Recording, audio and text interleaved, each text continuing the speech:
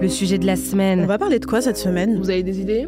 Ultra cringe. On peut dire que c'est vraiment nul ou pas ? Elle a osé. Tal Madesta est notre invité. Bonjour, rebonjour Tal. Rebonjour. Toujours un peu bizarre de redire bonjour, mais c'est pour nous dire que tu es bien avec nous. Tal, si vous ne le connaissez pas encore, eh bien écoutez, l'heure est arrivée. C'est un journaliste indépendant spécialisé dans les sujets de lutte LGBTI et auteur d'un deuxième essai en réimpression, La fin des monstres, publié aux éditions La Déferlante. Dans ce média, tu avais déjà publié 4 chroniques sur ta transition de genre et ce deuxième essai est le récit d'une trajectoire trans dans une société transphobe. Notre incroyable co-host Audrey a lu ce livre, donc je la laisse en faire le résumé. Tout à fait, je l'ai lu, je l'ai relu, je l'ai adoré. Du coup, La fin des monstres, c'est ton deuxième livre. Le premier s'appelait Désiré à tout prix chez Binge Audio. Et c'est le premier ouvrage édité par la revue La Déferlante. C'est un essai poétique, politique aussi, et peut-être un essai autobiographique, si on peut dire ça comme ça, sur du coup la trajectoire de ton parcours de transition. Exactement. Alors là, on parle du livre, mais on va parler aussi de toi. Essayer de te connaître à travers, c'est vrai, ton œuvre, mais aussi Cache Pistache, Nature Peinture, la personne que tu es. Pour ça, j'ai décidé de faire une biof, c'est donc une bio, mais bof, genre, presque, tu vois. C'est vraiment incroyable comme concept. Merci, ça m'est venu en fin de soirée, dans un octilien. Donc, ça peut pas arriver en début de soirée, dans tous les cas, ce genre d'idée. Non, c'est pas une idée que t'as ça, où t'es en mode genre, est-ce que je ferais pas une biof ? L'idée, c'est voilà que j'ai laissé des informations soit fausses, soit approximatives, et que tu me corriges pour te raconter aussi, et reprendre un petit peu les mains de ton récit de vie. Donc tu as un buzzer imaginaire entre tes mains, tu peux choisir le son qu'il fait. J'ai noté plusieurs idées, mais vraiment tu choisis et tu peux en inventer un autre. Soit tu fais, au lieu de bip, tu fais on se lève et on se casse. Soit tu fais bravo les lesbiennes. Soit tu fais Darmanin démission. Tu peux aussi en choisir un autre. Oh waouh, j'aurais dû y réfléchir. Vu mon degré de maladie présentement, et d'ailleurs je m'excuse auprès de tous les auditeuristes pour peut-être ma voix, mais oui, j'aurais pu réfléchir avant pour essayer d'invoquer des nouvelles idées, je sais pas. On va peut-être partir sur un bip classique. Tu fais bip classique ? Un bip clair et net, quoi, tu vois. C'est bien. Est-ce que ta couleur préférée, c'est le bleu ? Non. Non, d'accord, ok. C'est la meuf qui vraiment lit très mal quelqu'un à travers une... Parce que, en fait, je m'explique souvent, en soirée, je demande aux gens, est-ce que tu préfères le rouge ou le bleu ? Et j'ai toujours considéré que le bleu était quand même un petit peu plus rationnel, tu vois, un petit peu plus pratique. Et du coup, j'ai cru que c'est ce que tu étais en train de m'avouer. D'accord. Je me disais quel rapport. Ok. C'est quoi ta couleur préférée ? Écoute, je partirais sur un petit lilas, tu vois. Ah oui. Ouais. Je comprends. Eh ben, je comprends l'attrait pour le lilas. Vraiment, faut pas que je devienne voyante, quoi. Alors, tu t'appelles Tal, tu as entre 16 et 30 ans, nul ne sait. Est-ce qu'il y a un bip ? Il n'y a pas de bip. Nul ne saura jamais. Ce sera son secret pour toujours. Tu habites à Paris, mais tu viens d'une planète appelée Courage. C'est une façon pour que tu m'arrêtes et que tu nous dises où est-ce que tu es né. Alors, j'ai grandi dans le sud de la France, à Nice. Ok, oh waouh. Donc voilà, une planète où justement il fallait du courage. Donc t'es pas tombé bien loin finalement, parce que quand on est queer et qu'on grandit dans le sud de la France, c'est un petit peu compliqué. Je pense qu'on peut le dire. Donc ouais, finalement pas si faux que ça. Et tu es arrivé à Paris à quel âge ? Pour mes études, donc à 17 ans, après mon bac. Tu me disais juste avant que tu avais un penchant pour le drama. Du coup, je me demandais si ton signe astrologique était Scorpion. Et du coup, pas du tout, mais en même temps, pas loin, encore une fois, car c'est un signe complémentaire. La charte astrale, la charte non, de je suis taureau, ascendant cancer, lune en bélier, donc voilà, il paraît quand même que ça génère un peu de drame, voilà. En tout cas, de drame, ça génère aussi beaucoup de passion, beaucoup d'amour. Je parle là de ta grand-mère, qui est chère à ton cœur. Tu fais un hommage à elle au début du livre, puisqu'elle a été un pilier alors que les violences conjugales émaillaient ton foyer familial. Dans l'interview, tu racontais que l'amour était pour toi une force, même politique, un pilier à avoir. T'as amené aussi peut-être vers les collages féministes qui sont cette première pierre à l'engagement dont tu me parlais à l'instant. Ensuite, tu commences ta transition de genre en 2020 et tu es une plume sur les réseaux sociaux qui est repérée par des journalistes influents comme Victoire Toyon, Elvire Duvel-Charles ou Affida Turner. Alors, il y a une erreur qui s'est glissée là-dedans. Oui, c'est clairement Victoire, mais j'aurais vraiment aimé me faire découvrir par Affida Turner. Voilà, peut-être dans une autre vie, qui sait. Affida, si tu nous entends. Voilà, exactement. Il est jamais trop tard. Mais oui, effectivement, ça a commencé avec Victoire Toyon qui m'a invité dans un épisode du Cœur sur la table. Et effectivement, il y a eu un avant-après, si je peux dire, dans ma carrière, notamment ma carrière d'écriture, puisque c'est elle qui m'a permis d'écrire mon premier essai, donc Désiré à tout prix. Comment ça, elle t'a permis ? C'est-à-dire qu'elle t'a donné des outils ou elle t'a donné... C'est sa collection. Okay, c'est pour ça que c'est été publié chez Binge. Exactement. La collection sur la table, c'est la collection qui est dirigée par Victoire. Et donc ça a été une rencontre professionnelle, mais aussi personnelle, avec Victoire Toyon. Oui, c'est sûr que c'était hyper émouvant la première fois qu'on a enregistré ensemble, parce que je parlais de sujets qui étaient très douloureux pour moi, et en même temps, il y avait beaucoup beaucoup de choses qui se passaient à ce moment-là. C'était plus ou moins en début de transition, mais je savais pas encore trop où j'allais, donc je me sentais assez vulnérable. Et du coup, d'avoir cet espace pour parler d'amour, pour parler de toutes les violences que j'avais pu vivre avant, etc., ça a été très très fort. Ce premier essai, justement, il sort en 2021, si je me trompe pas. 2022.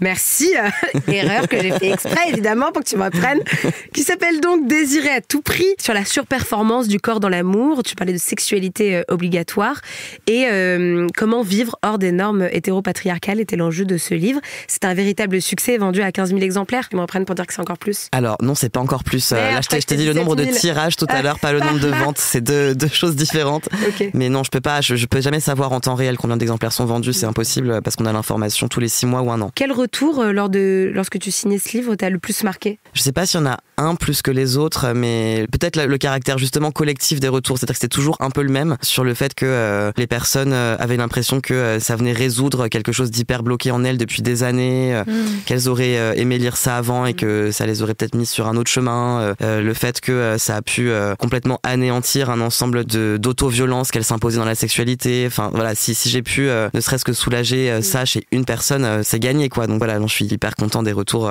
que j'ai eu pour le livre. Est-ce que ces essais, ça t'a réparé, mais c'était aussi une façon de réparer les autres en même temps? C'est une thérapie pour soi, peut la devenir pour les autres. Ouais, bah oui, et puis c'est aussi tout l'enjeu, je pense, de la collection sur la table, parce que il y a beaucoup d'approches personnelles ou individuelles. Enfin, on se raconte beaucoup. Moi, je me raconte beaucoup dans ce livre, mais forcément, on parle pas de soi pour parler de soi. Enfin, on s'en fout un peu de juste raconter sa vie. Je pense c'est partir de soi pour parler des autres. Ouais, voilà, exactement. Et c'est d'ailleurs ce que je fais aussi dans La Fin des monstres. Si je parle de mon parcours, c'est simplement pour illustrer un propos derrière, pour le rendre beaucoup plus palpable, beaucoup plus concret. C'est pas pour parler de moi en soi. Ça a pas trop d'intérêt, quoi. Donc. Je comprends, mais j'ai exactement la même réflexion artistique avec le stand-up. Parler de soi, j'ai juste un écran pour parler des autres. Cette transition, justement, suscite un certain rejet de la part de certains membres de ta famille, mais il y avait un double rejet qui était aussi du rejet et de la méfiance lors des collages féministes. Je me dis que pour toi, ça a dû être extrêmement complexe. Alors non, pour le coup, il y avait aussi du coup un truc faux et un truc vrai. Vas-y, dis-moi. Parce que oui, effectivement, ma transition a pas été bien prise forcément, et c'est un euphémisme par ma famille, par certains membres de ma famille en tout cas. Mais par contre, dans les collages, il n'y a pas de question parce que j'ai quitté les collages avant de commencer ma transition. Donc. D'accord, ok. J'ai cru que c'est quelque chose qui t'avait touché ou qui avait pu te bouleverser. Eh bien, je crois que nous arrivons à la fin de cette biof. Apparemment, ton souhait avec La Fin des monstres, c'est que des familles puissent lire ce livre pour réagir normalement bien au coming out trans d'un de leurs proches, et que notamment ta mère était devenue une super alliée. Et voilà, savoir si. Alors c'était un petit peu ironique quand j'ai dit ça. Ah ouais. Mais c'est dans le sens où effectivement le livre a changé quelque chose en elle, ça c'est clair. De là à dire qu'elle est devenue une super alliée, bon, on n'y est pas encore, mais okay. je reste optimiste. Hein, on sait jamais ce qui peut se passer dans le futur. Par contre, oui, j'ai beaucoup pensé aux parents d'enfants trans quand j'ai écrit le livre, parce que je sais que la famille c'est un peu le premier territoire de marginalisation pour les personnes trans, le premier territoire de rejet, et je me suis dit si je peux éviter au moins ça à un enfant trans, enfin c'est juste le plus beau cadeau qu'on puisse me faire, et j'ai l'impression que ça fonctionne parce qu'il y a beaucoup de parents qui viennent en rencontre par exemple avec leurs enfants ou sans leurs enfants, exactement, et j'ai reçu aussi des messages de mamans, enfin c'est beaucoup plus des mères que des pères d'ailleurs, on va pas se mentir, qui m'écrivent en me disant qui est étonné, je vois qu'il y a peu d'étonnement autour de cette table, mais ouais, et donc du coup effectivement j'ai reçu un message là il y a pas très longtemps d'une mère d'une ado trans qui me disait voilà, je comprenais rien, j'arrivais pas du tout à accepter, je le vivais comme un deuil, ce qui revient très très souvent chez les parents, et en fait de lire ce livre ça m'a juste fait retourner ma perspective sur le sujet quoi, et sur la transition de ma fille. Et ça, pour moi, c'est juste inestimable parce que je me dis, là, on parle d'une ado trans, d'une mineure qui aurait pu être complètement seule dans son parcours. Merci beaucoup, en tout cas, Tal, de m'avoir aidé à écrire cette bio avec toi pour qu'elle ne soit plus une biof, mais enfin une bio. Et je laisse maintenant la parole à Audrey. Oui, Tal, on se connaît bien, mais moi, j'aimerais bien te poser des questions que j'ai pas l'habitude de te poser autour d'un verre. Oh.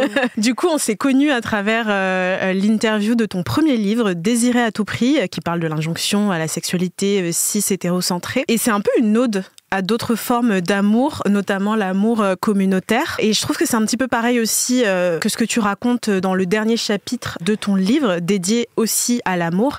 Est-ce que c'est ça la solution pour tuer les monstres, l'amour? Waouh, magnifique comme question. Ouais, grave. Effectivement, on se connaît, donc tu sais à quel point je suis un grand romantique. Donc, donc oui, l'amour a une place très importante dans ma vie. Bah, c'est un rempart, c'est un bouclier, l'amour. Et je pense que c'est pas anodin que justement toutes les réflexions qui sont faites sur l'amour, la famille choisie, les autres manières de faire famille, etc. Ce soit des réflexions issues des marges, parce que souvent c'est des femmes lesbiennes, des femmes racisées, des personnes trans qui mettent à jour ce type de savoir-là. Ouais. Et c'est justement parce qu'on en est privé et parce que, ou en tout cas on veut nous empêcher d'y accéder et qu'on doit forcément agir avec créativité pour recréer des sphères familiales qu'on nous a arrachées, pour voilà quoi. J'ai oublié du coup le début de ta question, mais ah oui, sur l'amour, bah oui, non mais du coup effectivement dans ce cadre-là, l'amour je le prends comme un sujet politique et ça revient dans les deux livres parce que c'est fondamental. Si on n'a pas d'amour, on est juste assigné à l'infini à l'isolement. Et donc tu l'as bien expliqué, la fin des monstres, c'est à la fois la fin espérée en tout cas des personnes trans vues comme monstrueuses et pathologisées, et c'est aussi et surtout la fin des vrais monstres, à savoir les transphobes. La fin des monstres, on l'a vu, ça peut passer par l'amour communautaire, mais est-ce que tu as d'autres armes pour pouvoir chasser ces monstres ? Moi, à mon échelle, je pense que c'est vraiment écrire. Parce que du coup, par exemple, dans La fin des monstres, je reviens beaucoup sur les rhétoriques anti-trans, donc sur les grands arguments, notamment des féministes transphobes, mais la question de la détransition, les enfants trans qui seraient pris par une espèce de lobby LGBT, de secte, bon bref. C'est toujours un petit peu les mêmes choses qui reviennent, sur le fait que femme ou homme n'est pas un sentiment, comme si les personnes trans disaient ça. Enfin, y a plein de choses comme ça, et en fait, d'écrire là-dessus et de répondre avec des chiffres, avec des données objectives, ça permet de remettre la raison un peu à notre endroit, parce que ce qu'on nous oppose, c'est souvent la folie, la déviance, etc. Alors que elle, justement, c'est des arguments biologiques, donc c'est des arguments naturels, factuels, sur lesquels on peut pas revenir. Et donc, du coup, toute ma démarche, ça a été de renverser ça aussi, pour montrer que le fantasme total était de leur côté et pas d'une autre. T'as d'abord commencé ta collaboration avec La Déferlante à travers différentes chroniques. Est-ce que tu peux nous expliquer un petit peu comment ces différentes chroniques se sont transformées en un récit ? Oui, effectivement, j'avais commencé les premières chroniques dans la revue, qui prenaient un petit peu le même format que le livre aujourd'hui, en fait. C'est des chapitres thématiques sur la transition, où je parlais du rapport à l'amour, du rapport à l'espace public, du rapport à la masculinité et comment on la construit quand on est un homme trans. Donc voilà, j'avais écrit là-dessus et on s'est dit avec l'équipe qu'il y avait encore plein de choses à aborder, plein de choses à dire. Et puis surtout, on est quand même à un moment médiatique et politique qui est très mortifère pour les personnes trans. Et on s'est dit que ça faisait du sens au regard de l'actualité de lancer ce livre maintenant. Et d'ailleurs, là, tu parles du regard médiatique sur les personnes trans, et on sait combien ça peut coûter aux personnes trans d'être aussi vulnérables publiquement, puisque dans le livre, il y a plein de passages assez personnels et très intimes. Est-ce que tu as eu à un moment donné des doutes, des peurs, que ce soit pendant l'écriture ou même pendant la promotion du livre ? Oui, j'ai eu des doutes et des peurs tout le long, notamment dans le chapitre où je parle du doute. Donc j'ai douté le fait d'écrire sur le doute. Enfin bon, on va pas s'en sortir si on commence comme ça, mais bien sûr, à partir du moment où on s'expose et qu'on essaie de montrer aussi une image nuancée des transitions, forcément, comme on rentre pas dans cette espèce de narratif établi de ce qu'il faut dire pour pas se faire tomber dessus, je donne cet exemple-là, mais parce que pour moi c'est le meilleur, mais parler du fait de douter de transitionner, c'était un risque forcément, parce que ça peut être tourné contre nous, quoi. Donc oui, j'ai eu beaucoup de peur, mais au bout d'un moment, j'ai remarqué que souvent c'est dans ces moments-là justement de grande tension dans l'écriture où on se dit je sens qu'il se passe quelque chose et en même temps si j'y vais je prends tellement de risques que souvent c'est ça qui résonne énormément chez les lecteurs et les lectrices, et c'est ce qui se passe aujourd'hui. Le chapitre sur le doute par exemple, c'est celui dont on parle le plus, parce que justement comme c'est un endroit de vulnérabilité, c'est un endroit qui parle aux personnes qui lisent. Et comment est-ce que tu as fait face à ces doutes et à ces peurs dans l'écriture ? Comme un taureau, quoi. Je me suis dit on écrit quand même. Non. J'ai essayé en tout cas de pas penser aux personnes qui me liraient dans le futur et de me concentrer sur le moment où le livre est juste un document Word sur un ordi, quoi. Et je pense que c'est hyper dur à faire de pas penser au regard des autres pendant l'écriture. Ça, c'est, je trouve, un vrai sujet, notamment quand on écrit sur les parcours trans et que du coup on pense aussi à sa communauté, à comment elle va recevoir le livre. Enfin, j'avais surtout peur de ça. J'avais pas du tout peur de nos opposants politiques, entre guillemets. Leur avis m'intéresse pas, leur validation m'intéresse pas. Par contre, que le livre parle aux personnes qui comptent pour moi, oui, ça c'est important. Et donc dans ce livre-là, il y a différents moments de vie qui reprennent un petit peu ta trajectoire à travers 10 parties, donc entre autres s'oublier, sauter, s'inventer, aimer. Dans quelle partie de ta vie tu te trouves actuellement si tu devais lui donner un nom ? C'est tellement une bonne question, mais du coup c'est pareil, c'est en 3 mots, du coup tu tu me pardonneras, hein, mais ce serait prendre le temps. Prendre le temps. Là, j'ai l'impression d'être dans un moment de ma vie où j'ai passé toute l'espèce de frénésie du début de transition, où ça s'arrête jamais, où c'est vraiment, on va de rendez-vous en psychiatre, en médecin, en endocrinologue, en chirurgien. On doit gérer sa famille, on doit gérer tout ce qui se passe en matière de, changement d'état civil, etc. Enfin bon, c'est quand même très frénétique, quoi, la transition. Là, j'ai l'impression de plus rentrer dans un moment où je peux aussi profiter de tout ce que j'ai dû déployer ces dernières années pour me sentir bien. Et du coup, c'est assez étrange. C'est une temporalité très douce et lente, donc j'essaye de l'apprivoiser. C'est un peu ça mon On n'a pas mood toujours en ce moment. l'habitude. Mais justement, tu parlais des difficultés administratives et dans ton livre et même au quotidien, tu mets beaucoup l'accent sur ça, montrer les difficultés concrètes auxquelles les personnes trans font face, donc notamment en termes de changement d'état civil et toutes les complications administratives qui en découlent. Est-ce que tu peux nous en parler un petit peu plus et nous dire quelles seraient les actions concrètes qui pourraient justement aider à améliorer cette situation ? Oui, bien sûr. Le changement d'état civil en France, c'est une procédure qui est judiciarisée, donc ça veut dire que c'est pas autodéterminé. On doit passer devant un juge et c'est le juge qui décide si on a accès ou pas au changement d'état civil. Okay. Et en France, la preuve principale, c'est la preuve par les pairs. Donc il faut qu'il y ait une reconnaissance par l'entourage, une reconnaissance par la sphère professionnelle, amicale, familiale. Donc une des preuves principales, ça va être les lettres de témoins, par exemple. Et donc l'idée, c'est de former un dossier qui peut faire plusieurs dizaines de pages. Dans mon cas, il en faisait 70. On est sur un petit mémoire quand même pour prouver que on se présente bien en tant qu'homme ou femme au cas où on mentirait parce que je sais pas qui ferait ça, mais voilà, c'est beaucoup de temps perdu pour pas grand chose, mais voilà. Et donc on se présente ensuite devant un juge avec le dossier. Enfin, on est convoqué en tout cas par le juge qui prend sa décision et là c'est un petit peu, j'en parle dans le livre, mais il y a la théorie et la pratique. En théorie, le juge doit prendre sa décision sur la reconnaissance par les pairs. En pratique, il juge beaucoup le physique. En fait, il juge si on ressemble assez à des hommes ou des femmes, ce qui est clairement interdit. Enfin, c'est une discrimination. T'es là à l'audience où il y a des photos de toi dans le dossier ? Comment... Alors justement, par exemple, les photos ne sont non seulement pas obligatoires, mais elles ne sont pas censées être demandées pour le dossier. En pratique, moi on m'a appelé en me disant vous avez oublié les photos dans le dossier, si vous les envoyez pas, ça va être compliqué. Donc et pour tout le monde c'est pareil, on nous demande aussi, je sais pas, ça peut être les ordonnances de traitement hormonal, pareil, ce qui est complètement interdit. On peut pas conditionner un changement d'état civil à un traitement médicamenteux, ça n'a pas de sens. Donc voilà, c'est un petit peu à l'image de tout le reste du parcours de transition, c'est-à-dire que il y a la théorie, il y a la loi et il y a la pratique où c'est des embûches sur embûches sur embûches et ça s'arrête un peu jamais. Donc c'était important pour moi effectivement de recentrer aussi sur ces sujets-là parce que quand on entend les argumentaires transphobes, on a l'impression que c'est une épidémie de trans, que c'est bon là, tout le monde est en train de transitionner. Enfin voilà, on parle de lobby, on parle d'épidémie, on parle de secte, on parle de grooming pour les enfants. Enfin voilà, le fait de vouloir faire transitionner de force les enfants, etc. Donc l'idée finalement que la transition elle serait facile et accessible. Ouais, donc je pense que tout l'objet du livre c'était de dire vraiment pas du tout. Et si vous pensez ça, vous connaissez pas de personnes trans. Ce qui est sûrement le cas. Et si c'est la fin des monstres, c'est le début de quoi, Tal ? Parce que la fin suppose le début de quelque chose d'autre.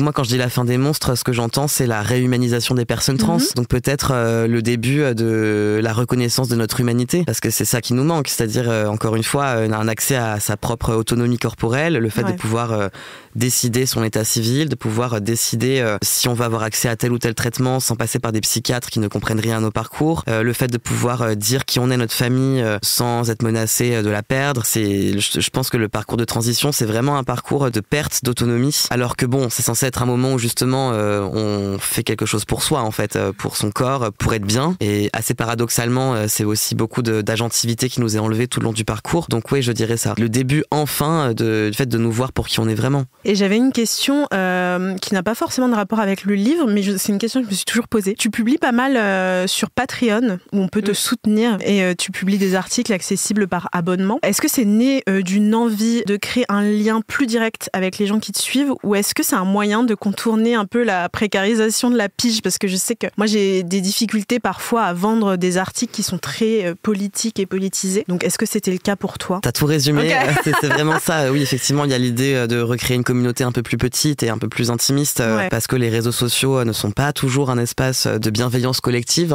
J'ai pas inventé la poudre en disant ça. Donc effectivement, le fait que des personnes donnent de l'argent pour notre travail, c'est qu'a priori elles sont là pour nous soutenir et pas pour nous tomber dessus. Donc voilà, c'est un espace très rassurant. Et à chaque fois que je propose des piges qu'on me refuse, je me dis, y a pas de souci, je vais les faire sur Patreon parce que juste, voilà, c'est des sujets qui m'intéressent, que j'ai envie de traiter. Donc oui, c'est une autre façon d'écrire pour un public qui est certes plus restreint, mais il y a aussi beaucoup de retours, beaucoup d'échanges. Donc moi, j'adore ce format. Enfin, je le trouve. Soutenez Tal sur Patreon. Allez vous abonner. Est-ce que tu aurais un mot de la fin, ou alors si tu as envie de partager quelque chose, une association, quelqu'un à soutenir, ou juste un petit mot, un shout out to someone? Allez voir Lala Rami en concert et applaudissez-la très très fort. Oui. Voilà, ce sera ça mon mot de la fin. Super, joli mot de la fin. Merci beaucoup Tal. Merci à vous pour l'invitation.